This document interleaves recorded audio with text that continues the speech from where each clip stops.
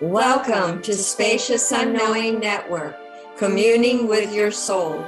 This is JoJo Rose and JoJo Rose. We invite you to enter into ecological equanimity in the unified field of spacious unknowing. We open and awaken to broaden your access to the soul rhythm in all of us. We engage in the pilgrimage inward to feel the infinite love that beats in the rhythm of our collective soul. We will guide you to new horizons and infinite love during our Inquire Within segment. To accept that, you create your field. I create my field. And together, we create the unified field. Spacious Unknowing Network with JoJo and JoJo Rose starts now. Aloha and welcome to Spacious Unknowing Network, Communing with Your Soul. I'm JoJo Rose, and I'm here with JoJo Rose. JoJo Rose is the founder of Spacious Unknowing Network and author of My Radical Life in Spacious Unknowing. Julie will be beginning the show with a paragraph and sharing a story from her book. On to you, JoJo. Yay. Thank you. Thank you, JoJo. Yes. Decisions I made in my childhood speak of spacious unknowing from the love I carried that carried me. When I made a decision inside, it was predicated upon the realization that I didn't know.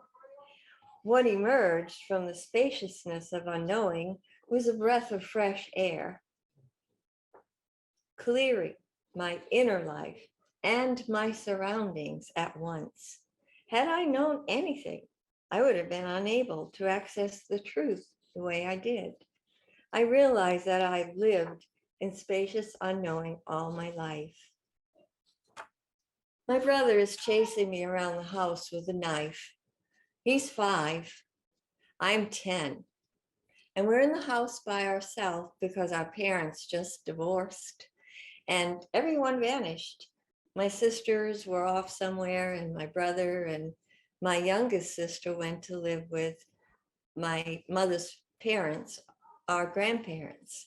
So here we were, Larry and I, and he was very troubled because in his eyes, all the love he ever had with the family had vanished. He was abandoned in his eyes.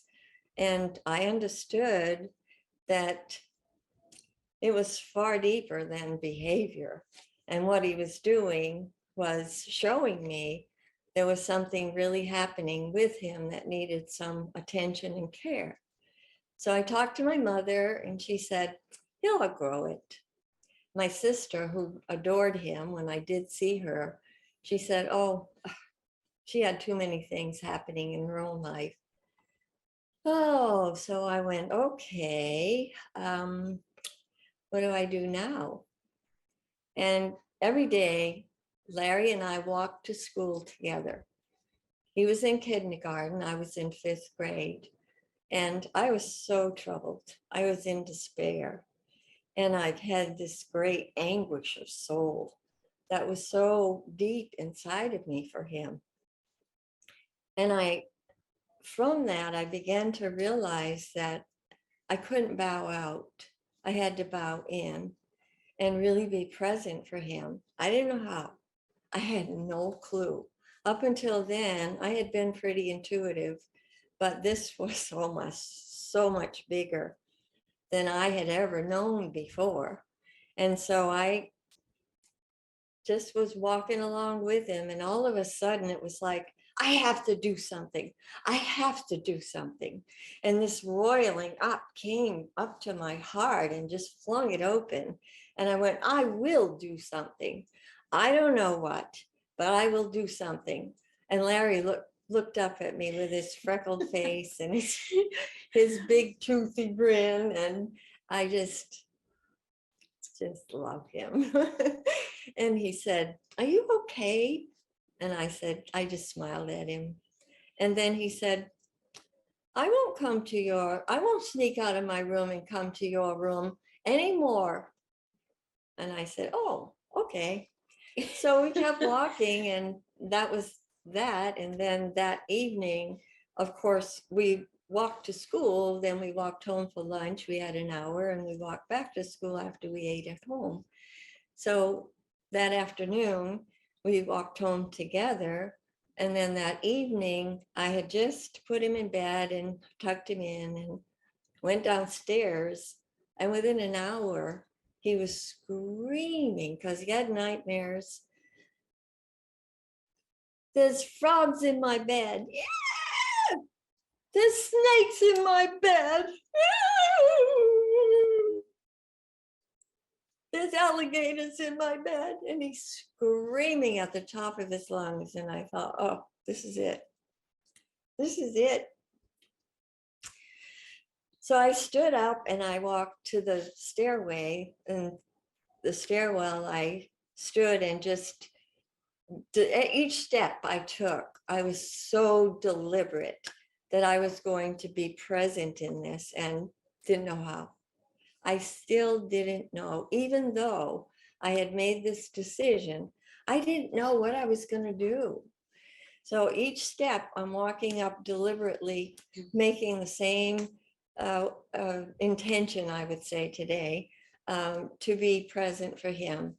When I got to the landing at the top of the stairs, I had this gigantic current of electricity that flowed through me.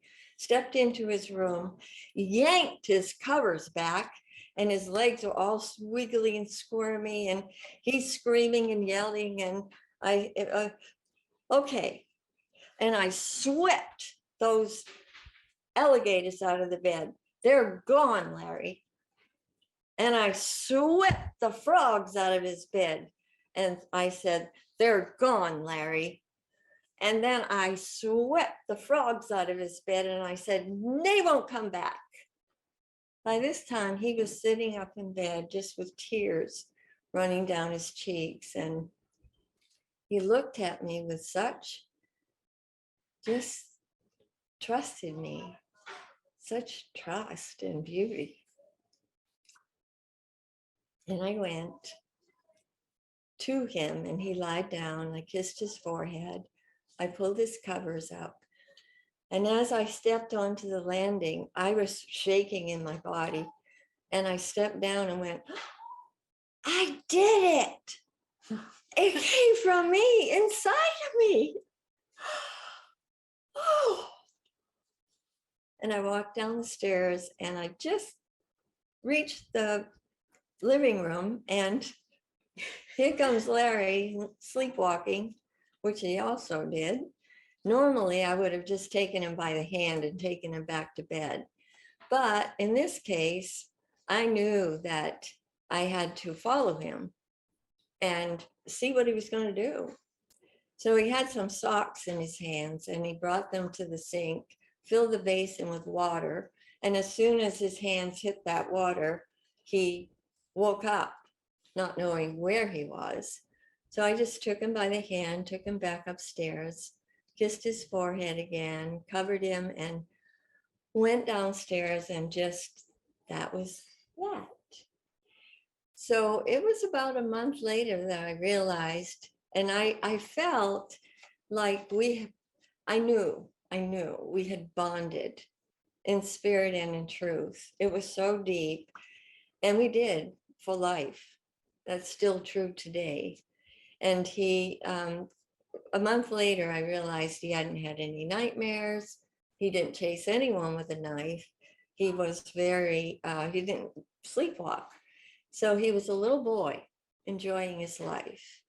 And that was, for me, a total awakening to spacious unknowing, because truly, I did not know. I truly didn't. And when all of this unfolded, I had a new part of me awake and alive. It was so real, so tangible. And I woke up to the realization that I didn't try to reason with Larry. I didn't ever talk to him about he shouldn't be doing whatever he was doing. It was more of a watching and beholding and, I suppose, preparing. And then I realized after, through what had happened, that I could never have told him that there were no alligators or snakes or frogs. He saw them, he felt them, they were real to him. So I had to honor that by just being present for him. And to me, that's what I learned. I learned how to care deeply for another the way I had been cared for. And it did change my life. So what I didn't do was let his behavior be prominent to me. I saw it as he had something deep troubling him. And I had to know that there was help for him. But whereas my mother had always been present, she was working 2 shifts at her in fine dining at a hotel. 6:30 in the morning, she left home. She came home for a nap, 2 in the afternoon, and went back to work at 4:30. She came home at 9 or 10, 9:30 or 10, when Larry and I were both in bed sleeping. So we didn't see her. And I understood how he felt. I didn't feel that way. I was fine, but thankfully it did make me care more deeply than I ever dreamed I could. He felt really deep love from you. Yeah. That's what I felt as you were sharing the story, that the love just went right into him. Mm-hmm. And that's what he was missing with everyone in the family. And to him, probably disappearing. Well, where did they go? Mm-hmm. And you, the deep loving and care and action Mm-hmm. that you showed him, really, I can feel how he drank it in. His soul just felt so loved and cared for. Yeah. Well, I realized I talked to him recently and told him he'd be the subject of the talk show. And he said that he really missed his younger sibling, Diane. He didn't know where she went. Yeah. So in a lot of ways, he didn't understand anything about what had happened to his family who loved him. Yeah. And he really knew that. So I knew that he knew that then. Yes. So it was great to hear him tell me that. But we always so enjoy each other because we did create a bond right then and there that has lasted for all these years. Yeah, it's beautiful. I can always tell when you're speaking with him today that how much joy and love and connection you have. Yeah. I mean, the connection is really deep. Yeah. Yes. I would say beyond brother and sister, it's just really deep because you have that soul connection with one another from how you were with him. Yeah. And he accepted it. Yeah. He accepted and received it. You did. That was the biggest wonder. Yes, it is. You know, you bring up such a good point of the mistaken idea of behavior, and behavior is the person. It isn't the person. Behavior is usually an indication of hurt feelings or something really deep that the person, whether they're a child or an adult, they can't articulate it. Yeah. I mean, it's both ends. And in this particular story, it was a child. Mm-hmm. Yet you were a child, and yet you knew you needed help, and you went in really deep so that you could receive the help that you needed. And everyone that you had been accustomed to speaking with wasn't available. So, I mean, that is just, to me, that's a wondrous life to live in Spacious Unknowing. Well, and to allow that to flow forth from within us. well, the beauty of it is that I really didn't know. And I didn't know I could know. I didn't know I could really be in what I felt I wanted to be in. So it wasn't only the walk to school and the decision, but it was also having to decide over again when I knew I was going up into his room and still had no clue Yeah. of what service I could be. So that, and then the way it happened, Yeah. afterward, it was like, of course. Of Of course, that would have been the best way for it to happen. And it did need to be an active participation rather than just a talking to or reasoning with. He hadn't reached the age of reason. No way would I ever have chosen that path with him. He was a kid, a baby, and it was like, no, I'm not doing that. So I just had to bide my time until I could do something, care, and it worked. Thankfully, it worked. Yes. So, and children have capacity that is way beyond what most adults realize. And unless they're called upon to use it, will they? No. So I had no feeling about, I was just really thankful for my mother, my sister, and even the church, that they had been my foundation. So it was through them that I had learned all of how to be in life. Yes. So I had no feeling about them not being available because I really did see clearly how actively they were in their own lives. And here we were, that we had to be present in a way that they were present in their lives. That's how it works. The trueness of the soul. Yes. And the soul rhythm and listening in. And Yeah. really, that's what I hear. That's what you're really speaking of. And that's the difference between behavior and listening in to our soul.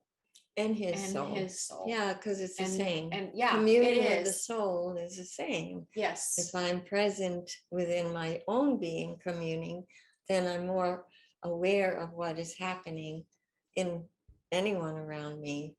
And that's the only way I would be able to be personally connected and present. Yes. Yes. I'm very thankful that you have shared this story because it's so full of life. And it isn't like you weren't faced with things that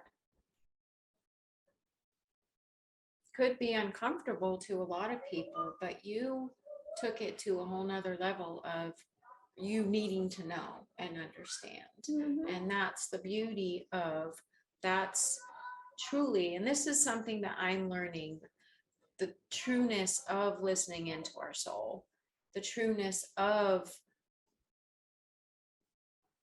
I still have moments where I think I know, and it's like, no, just kind of rest in and be still right here in your heart and come into that still place. And that's spacious unknowing and allowing our inner being to flow forth from us to come into our life, not just with ourselves. It has to be far greater than that. It's connecting with people that are facing us and being able to make that connection, even if it's someone that's, has hurt feelings, then that shows up in their face or the way they talk or their attitude. But to love that deeply is so worth it. It is so worth it. Yeah, and I'm not sure I ever thought of the word love that way at that time. No, I'm not sure I really felt that as the premise, I really was more about the unknowing, more about there had to be a way. even Yes. if I didn't know it. And I think that's a missing piece of love. Yeah. People speak of love, talk about love, and many people truly do love from a universal sense or a universal love. But for me, it more had to do with I didn't know what I didn't know. And I had to reconnoiter with that inside. And because all my life up until then, I had always cleared my life, not allowing any hurt feelings to fester and stay, I always came home to me and talked to me. I thought everyone did that. I had no idea that that was different. I didn't know that till I was in my 30s. So, it was just my way of living. I didn't look around to see how other people were living. I didn't have any need to. I just was in my life and living it. And that was where it all came from, was just knowing I didn't know. And knowing the things that had worked before with intuition, not even going to scratch the surface of this one. I knew it. And I didn't know what would, but I knew I had to know. I knew that I would do whatever I needed to do, be in whatever I needed to be in. So you had to make a really deep decision to reach that. Anguish that of soul, anguish, I called yeah. it. Yes. And the way it roiled up was totally all the energy preparing me for this, and knew nothing of that either. But I learned. Inside of me, I learned. And there's nothing, nobody can take that away from you. Once you have that, nobody, not anything that happens in the world, nothing around you can take that from you. And I highly recommend it for anyone and everyone to get to know yourself well enough through your unknowing. Yes, it is worth it. As someone that did a really good job of not living in my life and thinking I knew everything, to be learning every day. Sometimes it's I learn every moment in the day to let down, let go, and feel. What am I feeling in this moment? What am I thinking in this moment? And how can I change me in this moment? Because what I've learned, and it's been a hard one for me to understand, is that whatever I carry in my field, in my face, in my thoughts, impact not only me, but they impact the other people in my life. Mm-hmm. And what kind of impact do I want to be making in life? What kind of impact do I want to make with the person that lives with me? What kind of impact do I want to make when I walk out the door to check the mail, to go to the store, take a walk to the beach? What kind of impact do I want to make sending an email to someone or speaking to someone on the phone? And that's an inquiry that I'm constantly wanting to be in it so that I can understand me and live this life in spacious unknowing that Julie O has so beautifully articulated in the truth of it, in the way that this life is. So I am thankful for this life, and I'm thankful to be here, and I'm thankful to be in a place of listening in to my soul rhythm and coming from that, allowing that to come forth from me to another human being. And communing with the soul creates community. Yes. Because the words are one, and community has unity, the word unity in it. So it is about creating a community of communing with your soul that is very vital and alive. it's so wonderful to be with people who are responsive to their inner awareness and live their life from that place, because they don't need to judge others. They have no need to gossip or find fault with people, because they have themselves, and their life is so full of that and rich with other people that they want that rather than the other. Yes. Yes. Yes, please. Yeah. Well, this brings up a really good, I've heard you speak of personal presence practicum. And this is how, we have to be personal with ourselves and personal with the people that are in our life in a way that's healthy and good. And I feel deeply that that's how you were with Larry. That's Well, how you were with yourself yeah, first. yeah. Well, we And- live in a world of sensation, Yes, we do. and everyone wants drama and crisis and talking about. And it really is important for us to have not a personality from ego, but more of an awareness of being personal with what shows up right here, right now, in this moment, Yes. and being able to come home to know how to be with it. For me, understanding is everything. So I always say that I have understanding standing under my feet as a good foundation, because truly that is how I feel it. Yes. And I can trust it. And I know no matter what turns up, I can come in and be with it and see the way to move, the way to be in a practical application for some purpose, or active participation, whatever it's called for, or just to be quiet and still and listen. Wow, that's potent. Yes. Because if I can listen in really well, I can listen to people so much easier. It's more natural if I listen in to be able to listen. If I'm not able to listen in, or I don't understand that that can be used to listen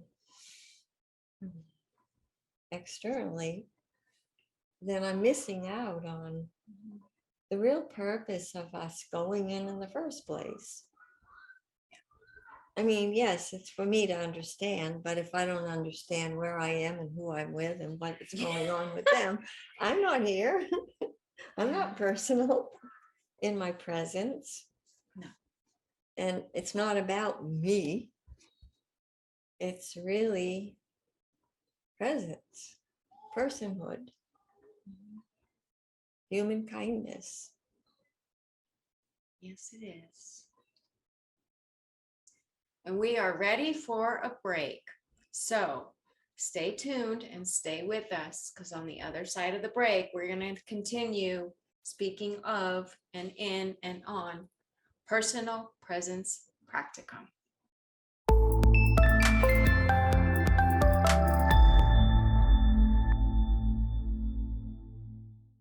Welcome back to Spacious Unknowing Network, communing with your soul.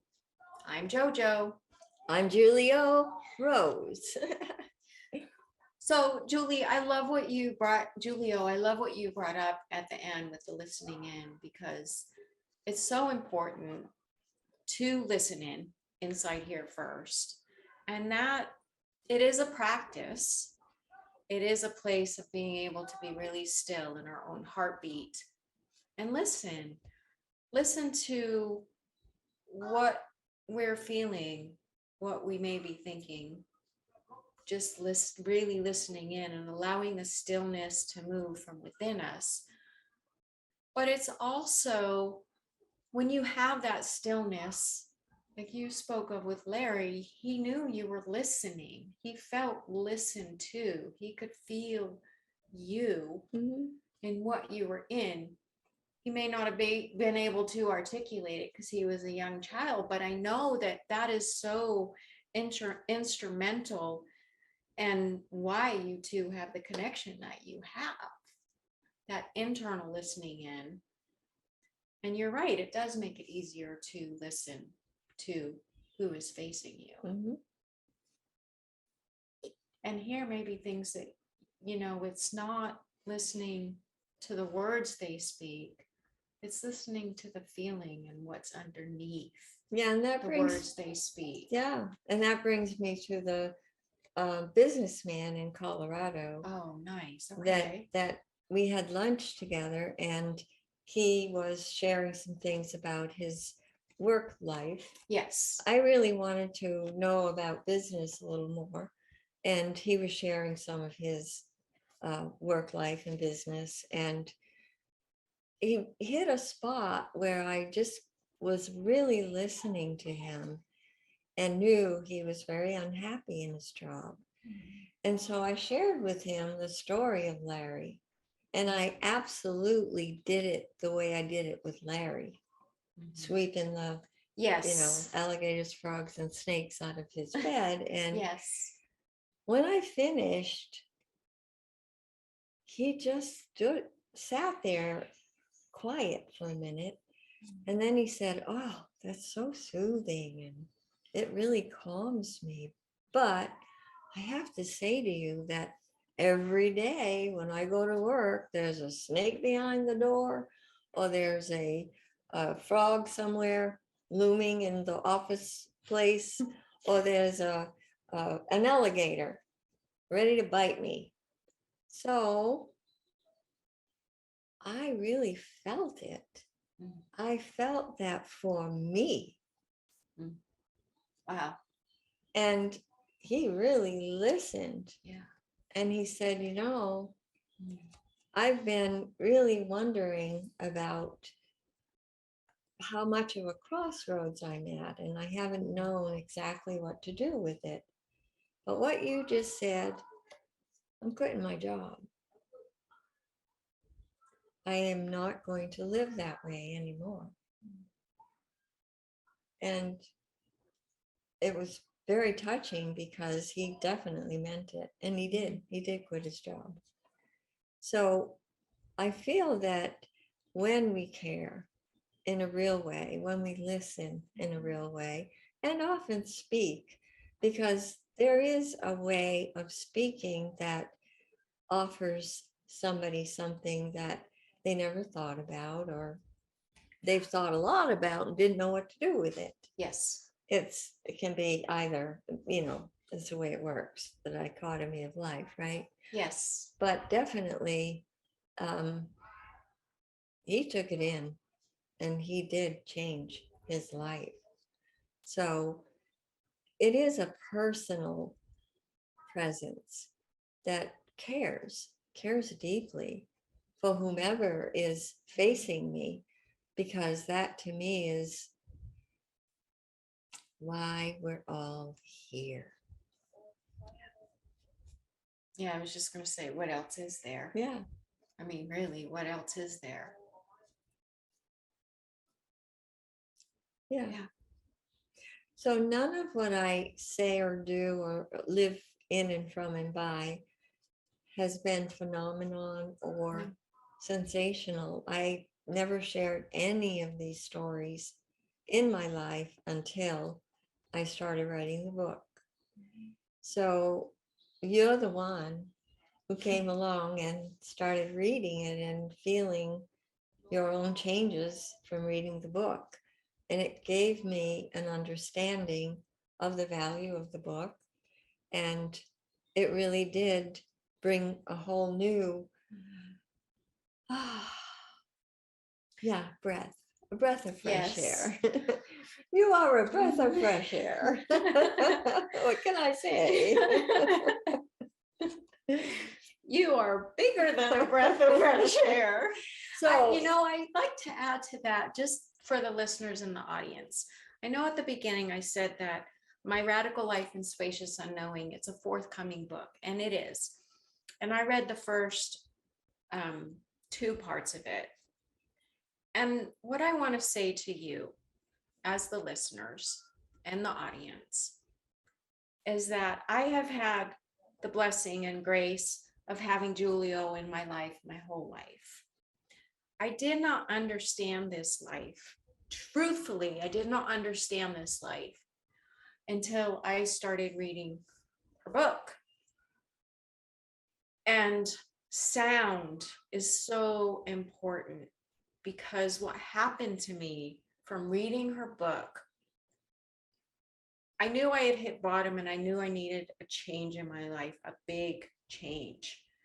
I started to read the book and I was guided to what to read, when to read it, and stayed with it. And the word that was in her book, literally, the way I will describe it to you, is I would read the word and feel a tincture and these waves that went inside my heart.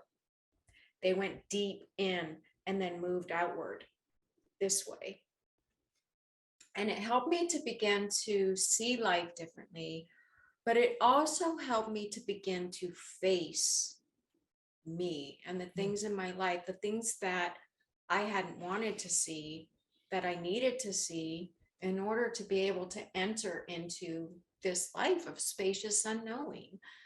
And I am forever grateful for that because I am understanding and learning the importance of our sound.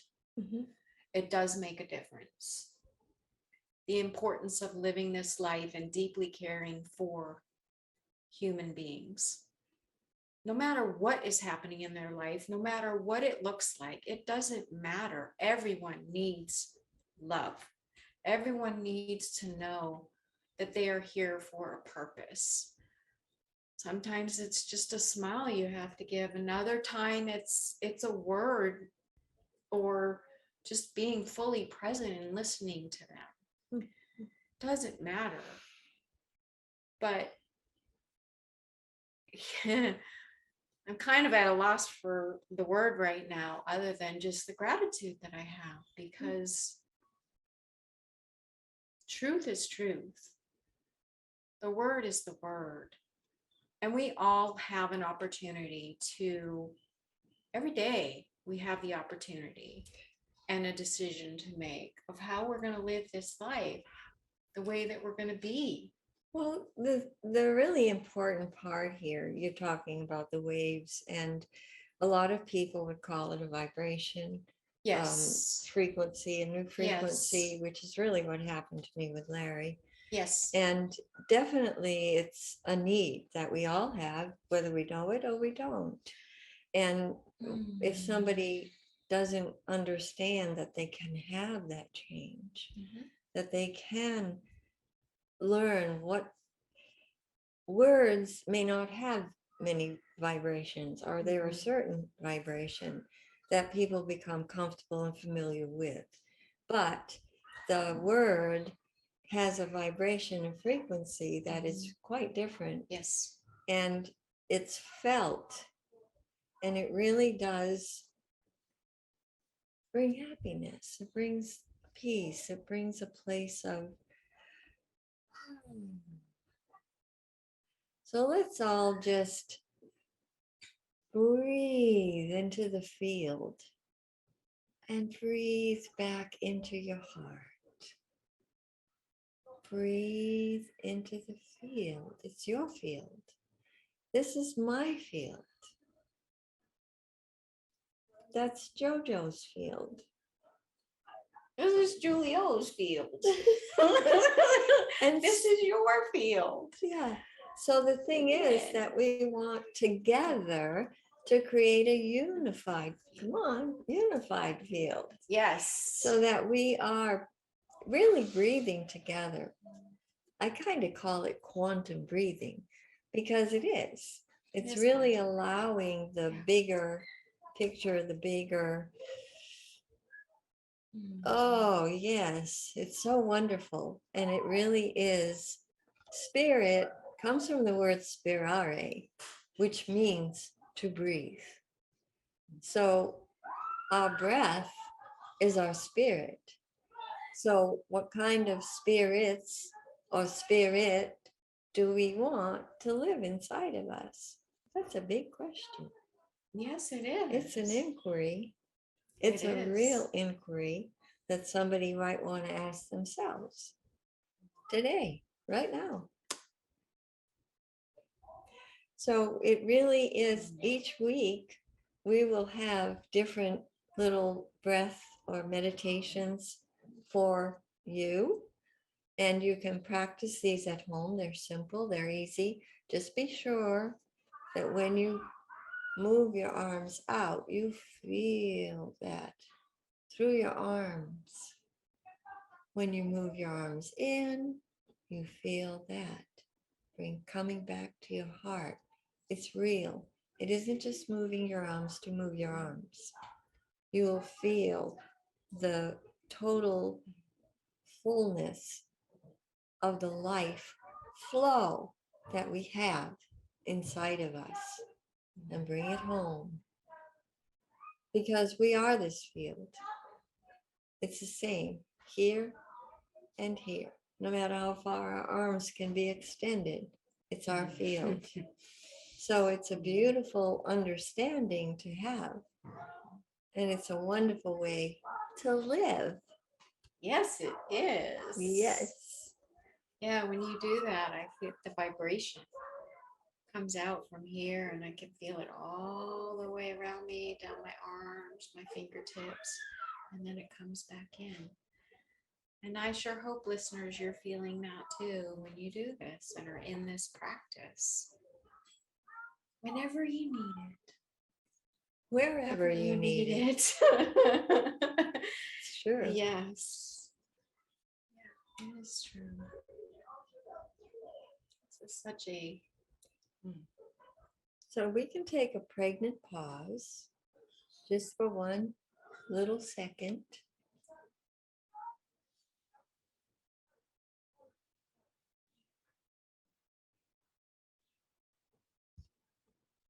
How did that feel? Are you with us? Ooh, yes.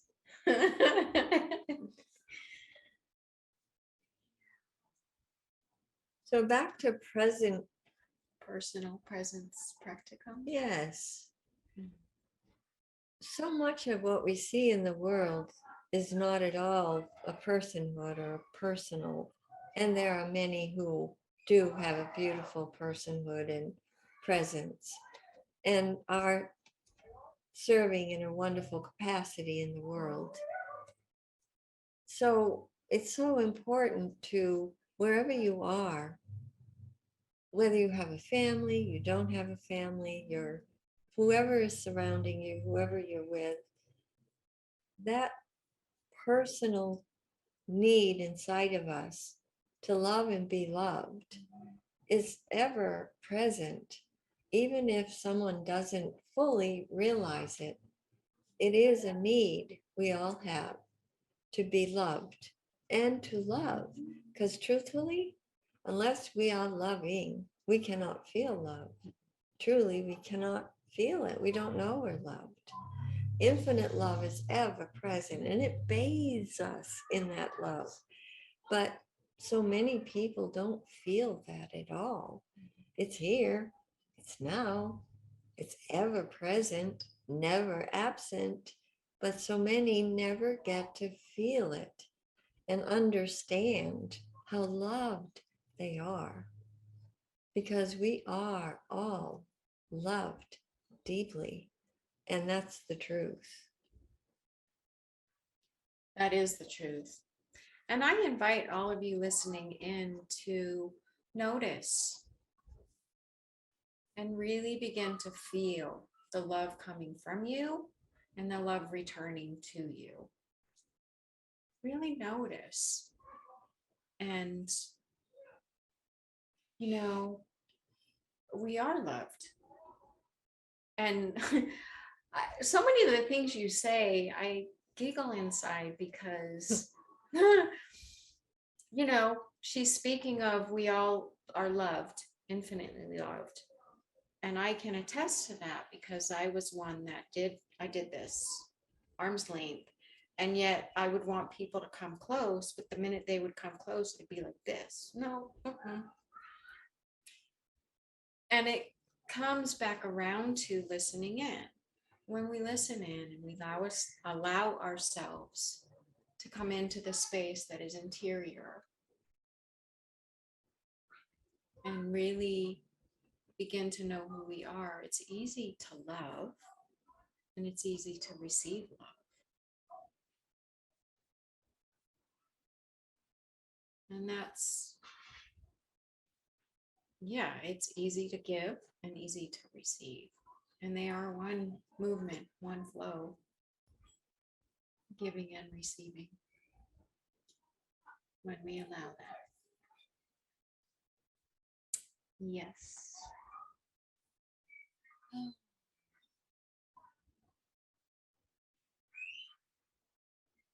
I am so grateful. And I'm grateful that you are all here with us and have listened in. And as Julie O said, we invite you to be in the practice of the breathing through the week. We invite you to be in inquiry with yourself and what you choose, to live in the spirits and the sensation, or to live in the spirit and the love. Spirit of truth. Spirit of truth. And the love that is ever present in you and with you. And so we also invite you to please visit our website, spaciousunknowing.com. We would love to have you join our Spacious Unknowing Network community by signing in to receive our Spacious Unknowing meditations. Julio, would you mind reading the paragraph that you read at the beginning of the show again for our listeners? Oh, yes, I would love to do that, JoJo Rose. Decisions I made in my childhood speak of spacious unknowing. From the love I carried that carried me, when I made a decision inside, it was predicated upon the realization that I didn't know. What emerged from the consciousness of unknowing was a breath of fresh air, clearing my inner life and my surroundings at once. Had I known anything, I would have been unable to access the truth the way I did. I realize that I have lived in spacious unknowing all my life, and I highly recommend it to all of you. Yes. So we want to go ahead and sing our song. Oh, yes. To close out the show. We want to thank you for being here with us again. Please tune in every Monday at 7 p.m. Pacific time, 10 p.m. Eastern time, and 4 p.m. Hawaii time. We look forward to seeing you each and every week and seeing you in our Spacious Unknowing Community. Network Woo-hoo. community. Yes. Woo-hoo. All right. So we're going to sing this a few times. So we would love for you to join in. All that I am, all that I see, all that is wonderful is happening to me. All that I am, all that I see, all that is wonderful is happening to you. All that I am, all that I see, all that is wonderful is happening to me, you and us. Let's do it 2 more times. Sing with us, sing with us. Yes, please join in. All that I see, All that is wonderful is happening to me, you and us. Yes. And we will see you next week. Aloha. Aloha. Thank you for listening to Spacious Unknowing Network, Communing with Your Soul, with JoJo Rose. And JoJo Rose. Join us again for the life-affirming communication every Monday at 7 p.m. Pacific Time on TransformationTalkRadio.com, so that you can bask in the rays of infinite love. Access soul rhythm to tap into your real being, for your heartbeat in the rhythm of your soul. Feel it guide you to new horizons and unlimited infinite love. For more information about Julio and JoJo Rose, visit SpaciousUnknowingNetwork.com. That's SpaciousUnknowingNetwork.com.